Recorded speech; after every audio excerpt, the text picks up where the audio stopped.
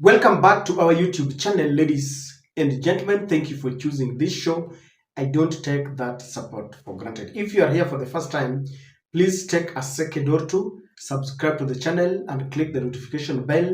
This will give you an opportunity to get our videos whenever we release them. Please like and share this video because that is the support we really request from you. Thank you very much for that support. Ladies and gentlemen, the Orange Democratic Party is a party that is in confusion. There's a lot of confusion and error within the party, especially concerning the position that the party officials took to join William Samoei Ruto. And people are wondering, is it the officials or the de facto leader Raila Amolo Odinga? Because obviously there is a division within the party concerning the position to support William Samoei Ruto. Even as we speak, there are people are saying that they are going to support William Ruto kumi bila break. There is another group that is saying William Ruto is a passing cloud and therefore there's no need. They don't want to support William Ruto. In the midst of all this, the Orange Democratic Party yesterday convened a meeting of the Central Committee, and there were recommendations that they gave that is really going to affect many of the party officials. But before that, Caleb Amisi is admitting that indeed there is division within the party, even as they convene this meeting. Let me ask you, Mheshimiwa Caleb Amisi, mbunge wa Saboti. Tuseme tu ukweli wa mambo. Kuna mgawanyiko katika ODM kwa sababu sauti tunazosikia kiukweli ni mbili.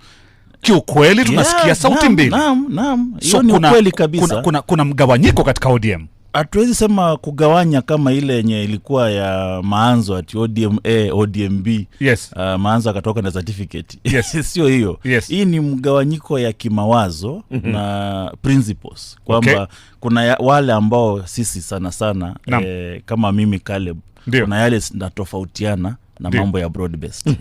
So hii ni mgawanyiko ya kimawazo, kifikra. Naona kwamba hiyo sio mwelekeo. Kama hiyo ndio mgawanyiko basi iko. Lakini sio mgawanyiko ya kusema ati ODM iko mara mbili, hapana. Alright, so wewe kimawazo unaona kwamba broad based government sio mwelekeo mzuri. Sio mwelekeo mzuri kabisa. Now, despite all that, yesterday when they met, these are the recommendations because there's something that I want us to pick from it. Now, it says, Orange Democratic Movement for immediate release, this was 15th, it says, Central Committee resolutions. And I'm only going to read the first paragraph and the last one. If you want to read all of it, I've placed it there. The Central Committee of the Orange Democratic Movement, ODM, met this morning under the chairmanship of the party leader, retired Honorable Raila Amolo Odinga. Just the first paragraph. Of course, the second paragraph is saying that they adopted the recommendation of the NEC of the sub-branch and branch level elections that were conducted. They did some party elections there. Now, I want to go straight to the last paragraph. The last paragraph says, finally, the Central Committee set October 2025 as the month for convening the National Delegates Convention.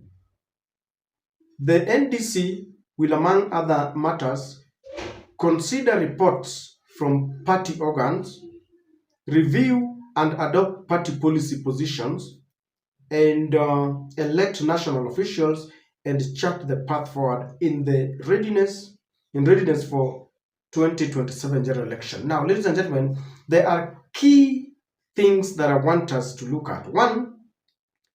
25th October. That's about 3 months from now. That's when the ODM will have the National Delegates Convention. They will review party policies. They will conduct elections of the national officials.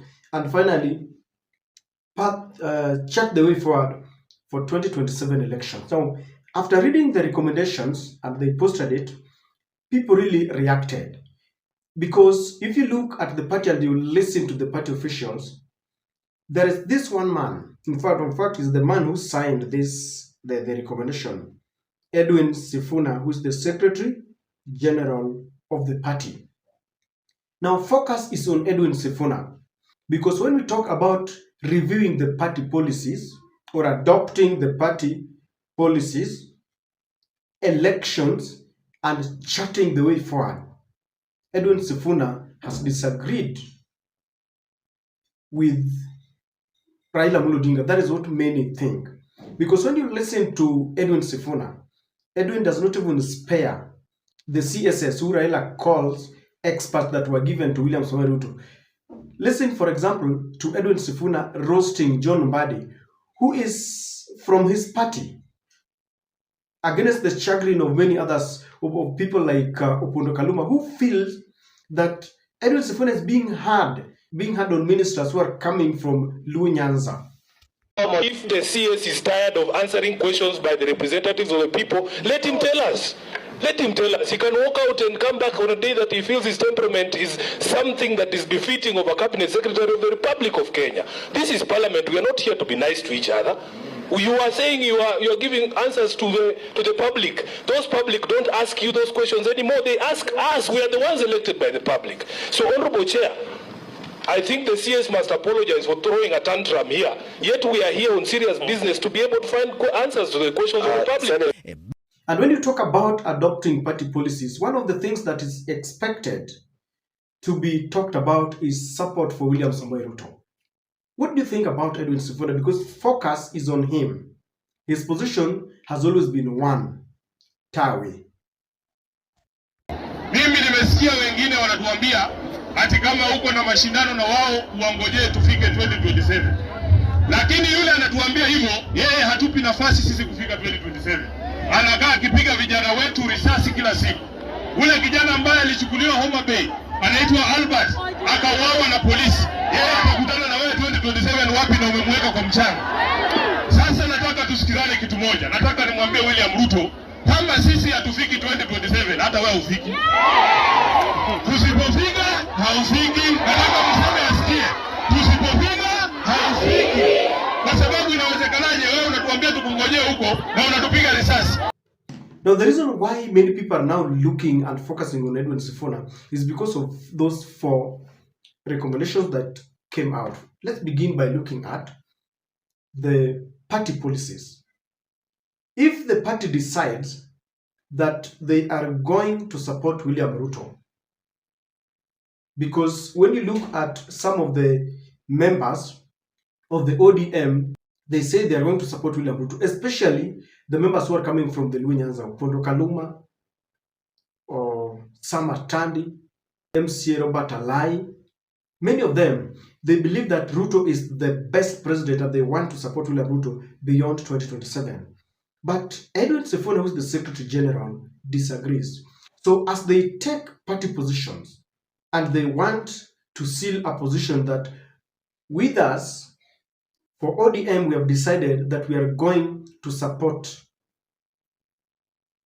William Ruto. What do you think will be the fate of the Secretary General, Edwin Sifuna? Number one, Edwin has the option of resigning, because that will be now there will be campaigns for those who want different positions. And I wonder whether Edwin Sifuna would still want to retain his position, because he has said he cannot reconcile his conscience to support William Ruto. So in the event that the party comes with a resolution that ODM is not going to sponsor a presidential candidate, instead they are going to support William Ruto, maybe they are negotiating so that Ruto gives them a deputy president, Sifuna will quit. And even if he does not quit, do you think, because for those who understand politics, delegates are always mobilized. They go there knowing very well who they want to support. If Raila does not want, or rather majority of the ODM members do not want Sifuna's position, because Sifuna said, mimi kama ni hapo siko, what do you think will happen? They will vote him out. They will vote him out, because that recommendation says they want to chart their way forward in 2027, and there is a possibility. The writings are on the wall that there could be a possibility of doing what? Joining Ruto. When Raila and Ruto were signing their opaque accord, what they called 10-point agenda, something that we saw Sifuna in his countenance is like he was forced. And after that, Edwin Sifuna said that Baba told him to ensure that he's the prefect. Yeye ndio kinara wa kuangalia iwapo wanatimiza yale ambayo walifanya nini, walielewana. And Sifuna has talked about abductions, money going to the county government, the cost of living. If you look at the situation today, abductions is still going on. So how do you even tell Sifuna, as the party will be taking a position, as the party will be charting their way forward ahead of 2027, how do you tell Sifuna that now we want to support William Ruto when he knows very well that the 10 points agenda that they talked about have been thwarted? And that's why I'm saying that Sifuna will either resign, or he will be voted out, or he will even say that Mimi Staki any position. What do you think, ladies and gentlemen? Because I've seen very many people looking at the recommendations and they're saying hapa kimeumana. It is like they have set that date to ensure that they kick out rebels. If there is any official who is a rebel, all of them will go. Because, you know, what will also happen is that they will be trying to balance so that the party can have that national outlook. But loyalty and fidelity to the party is always very paramount. But Edwin Sifuna says, Mimi, when it comes to loyalty, I follow my conscience. The other question that comes, once Sifuna has disagreed with the position of the party and resigns as the ODM Secretary General, or is voted out, do you think he will still be very easy contesting on an ODM ticket? What could be the options for Edwin Sifuna? Because I know under the new constitution, you can run as an independent candidate. Do you think that can happen in Nairobi? We've not fully adopted the possibility of electing people on an independent candidate. Apart from Mwangaza, Kawira Mwangaza, the former governor of Meru, who is any other politician? Please remind me, is there any other politician who was elected on an independent candidate? I think if there are, then there are very few. There is that option. Then there is an option of moving to another party, maybe like DAP. Because once they've elected you out, once you've been removed, the party will not give you the ticket. They might decide that in Nairobi, kuna mtu wetu ambaye tunataka kumpatia. Those games are always around. So I look at Sifuna and I feel he's headed straight to DAP, or he will try to run as an independent candidate because he controls, there's a way he's enjoying support from different tribes, not only the Luhya. I don't know what you think about the recommendations, but I think a date has been set for Sifuna to decide, or Raila. That is when Raila will tell us. We will know whether all these things that Sifuna has been saying are his own making or from Raila Odinga himself. What do you think, ladies and gentlemen?